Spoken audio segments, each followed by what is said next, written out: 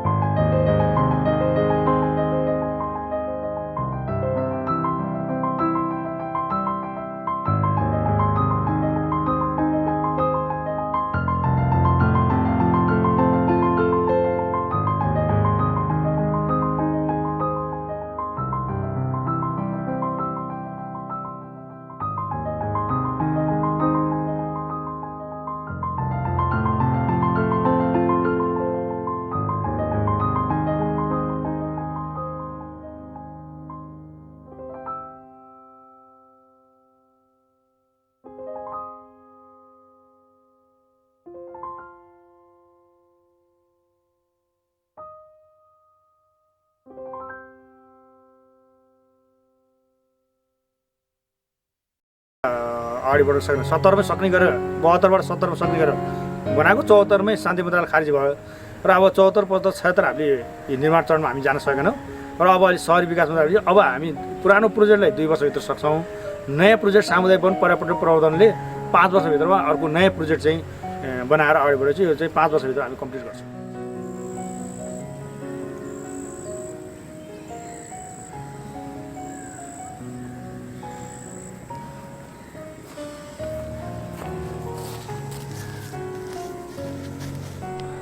अब चाहिँ एकदम माथि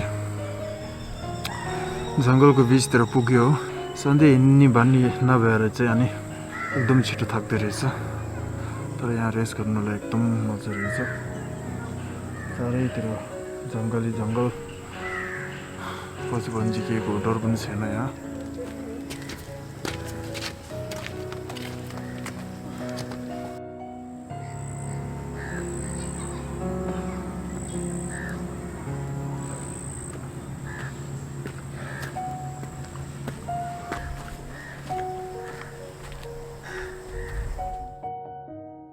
अब चाहिँ जगडोल डाँडाको माथितिर जाँदैछु र माथि पुगेर अनि त्यहाँको सुन्दर सुन्दर दृश्यहरू देखाउनेछु।